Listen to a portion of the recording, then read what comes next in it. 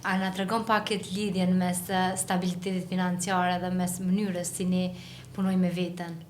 Një sistem nervor i cili është në paqe, arrin të krijojë bollëk, sepse arrin të jetë i qetë për të marrë vendime të duhura dhe për të tejkaluar reagimet emocionale.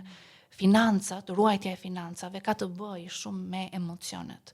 Nëse ne arrim të menaxhojmë emocionet tona, arrim të menaxhojmë gjithë jetën tonë. Dhe me emocione nuk dua të them thjesht kritikat. Pra, kritika është vetëm një aspekt. Për shembull, nëse dikush të vjen të kritikon, të thot 100 fjalë përpara dhe ti të arrish të ruash qetësinë emocionale, ti të arrish të qëndrosh sërish pranë vetes tënde, kjo është një pikë shumë e fortë dhe pozitive. Por gjithashtu dhe e kundërta. Nëse dikush të vjen dhe të thot vlerësime, je kështu, faleminderit për këtë, faleminderit për atë, gjithashtu ti është shumë e nevojshme të ruash qetësinë dhe të ruash fokusin në zemrën tënde, brenda vetes tënde, sepse është shumë e thjeshtë që edhe nga vlerësimet ti mundesh të largohesh nga vetja, mundesh të përpiqesh që të bësh diçka që nuk je ti.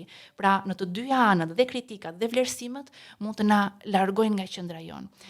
Dhe qëndrimi në qendër është ruajtja e paqes në sistemin nervor.